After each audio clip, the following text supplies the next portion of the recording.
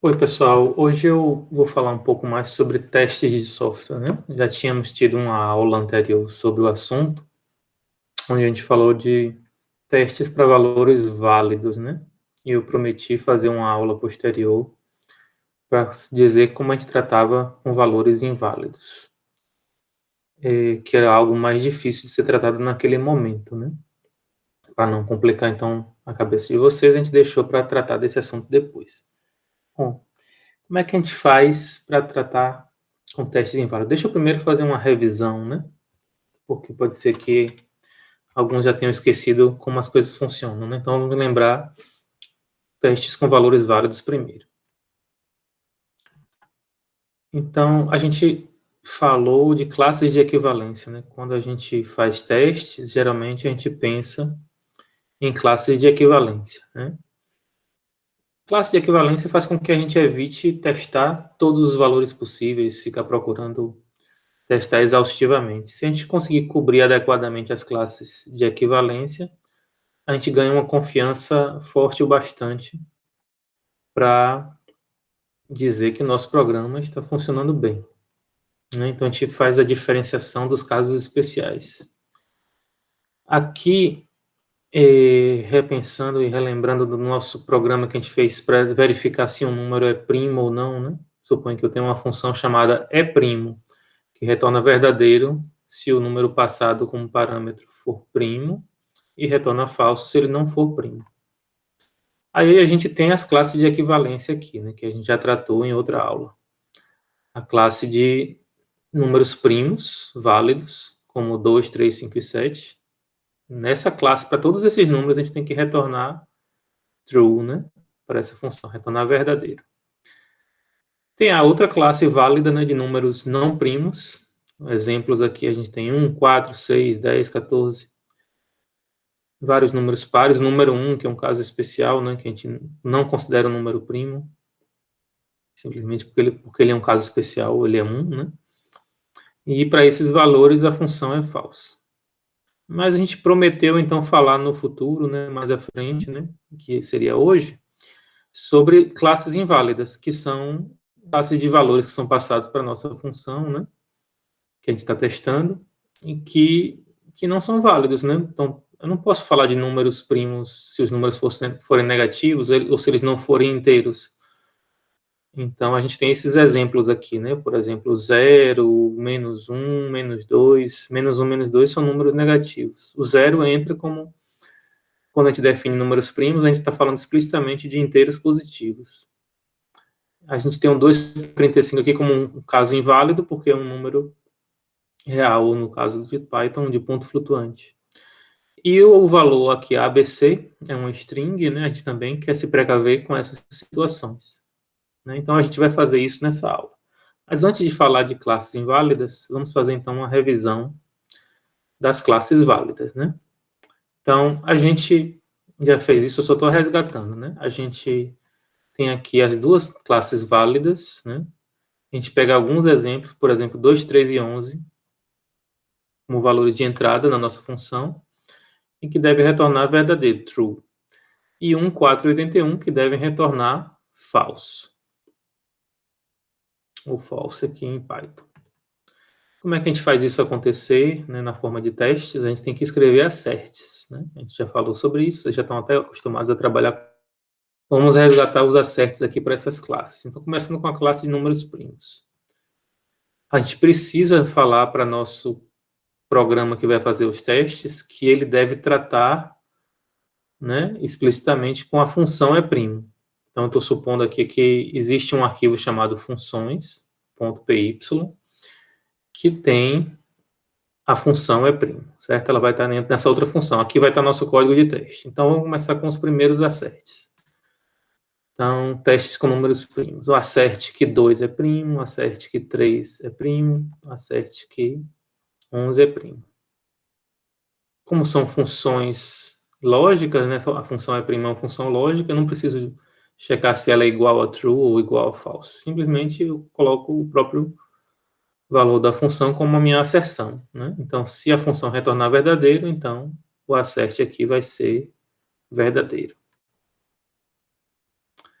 Quando eu trabalho com uma função lógica que a gente quer que retorne um valor falso, a gente basta fazer a inversão da função, fazer um NOT dessa função, né? Então, usa o operador lógico NOT antes da função, que ele vai fazer a inversão do valor. Então, se eu passo o número 1 para a função é primo, eu gostaria que ele dissesse que ele não é primo, né? Então, se essa função retorna false, o not false vai ser true, e nosso assert, então, vai ser correto, né? O assert sempre checa a verdade, né? Então, por isso que quando eu quero checar se algo é falso, eu faço not esta coisa. A mesma coisa eu faço com o 4, né? Eu não quero que 4 seja primo, eu quero que 4 seja não primo. E a mesma coisa aqui, assert que 81 não é primo.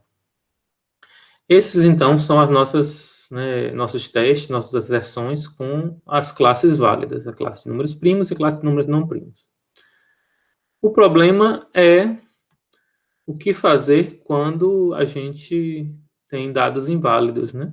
Isso que a gente vai tratar aqui. Mas antes disso, vamos lembrar, né? Não basta, né, a gente fazer os testes, a gente tem que fazer também a função que passa nesses testes. E qual seria essa função? Vamos escrever a função é'. Então, vamos começar com o def de é'. E aí, de uma maneira bem simples, vou fazer uma checagem, né? Vou fazer um loop e vou tentar dividir o nosso número por valores, né? De 2, 3, 4, até chegar neste número. Ou até chegar à metade deste número, né? Então, esse é o nosso caso aqui. Eu estou fazendo, né, um for, que vai varrer uma faixa de 2 até metade desse número. E mais um, é claro, para que inclua a metade, né? Bom, aí eu faço a checagem se o número é primo, né? Desculpa, né? Se o número não é primo. Faço uma checagem se o nosso número, que eu quero checar se é primo, se ele é divisível por esse divisor, né? Por 2, por 3, por 4, até a metade de número. Mais um. Até a metade de número. Se isso acontecer, obviamente, né? Esse número não é primo. Basta acontecer isso uma vez, eu já posso encerrar a função, porque se ele for divisível por esse número, né? Então, imagina que a gente passa, por exemplo, o número 9. Eu testo com 2, não é divisível. Eu testo com 3, é divisível, né? Então, 9 por 3 dá 3, então o resto é 0. Então, eu tenho que dizer que esse número 9 não é primo, né? Por isso que eu retorno falso. Em qualquer outro caso, se eu passar por todos esses números, né? 2, 3, por exemplo, no caso de 11, por exemplo, né? Se eu for fazer o teste com 11, eu vou fazer de 2 até a metade de 11, que é quanto? Seria 5. Então, eu vou fazer 2, 3, 4 e 5. Né? Como eu botei o mais 1 aqui, né, na range, ele vai entrar o 5. Então, eu vou fazer a checagem com 2, não é divisível, vou checar com 3, não é divisível, com 4, nenhum deles. Então, no final, como não foi divisível por nenhum deles, eu vou retornar verdadeiro. Esse código parece passar nos testes, né? Ele só tem um problema, pelo menos em relação àquela nossa checagem que a gente fez aqui dos valores, né? A gente sabe que esse código vai passar no teste quando x for 2, quando x for 3, quando x for 11, mas ele não vai passar quando x for 1. Observe que o que está dito aqui, ele vai passar com 4, com 81, mas não vai passar quando x for 1. Então, esse código aqui está incompleto. Ele vai rodar os testes, se a gente rodar os testes, ele vai falhar exatamente nesse quarto teste, que é o teste do valor 1 como entrada, que deveria dar falso, e ele não vai acertar. Então, esse código está incompleto. Então, eu preciso fazer uma checagem, porque quando for fazer o teste aqui com 1, ele simplesmente não vai rodar nesse loop, né? Ele vai fazer, a range vai acabar logo antes de começar o loop for.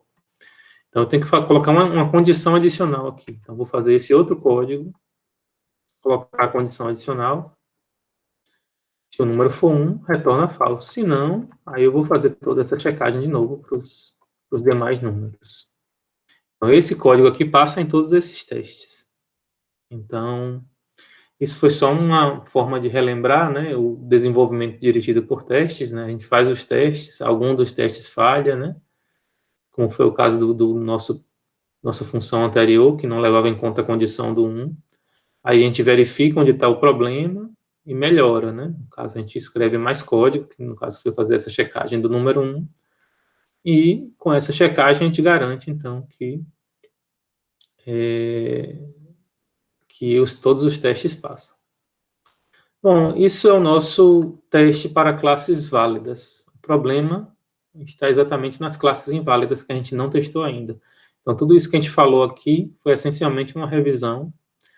Então, para completar essa revisão, antes da gente passar para esse teste com classes inválidas, eu vou interromper aqui e vou pedir que vocês abram o editor de vocês, o IDE, e coloquem lá um arquivo de funções, coloquem esse E' aqui, ou o anterior, né? Coloquem um outro arquivo com os testes, o principal, e façam rodar esse arquivo. E chequem se os testes estão passando, né, com o primeiro caso, com o segundo caso, só para relembrar. E depois a gente continua, então, daqui a pouco a gente continua. Mas vale a pena dar uma rodada nisso para garantir que vocês estão bem lembrados dos testes de classes válidas, ok? Até já, então.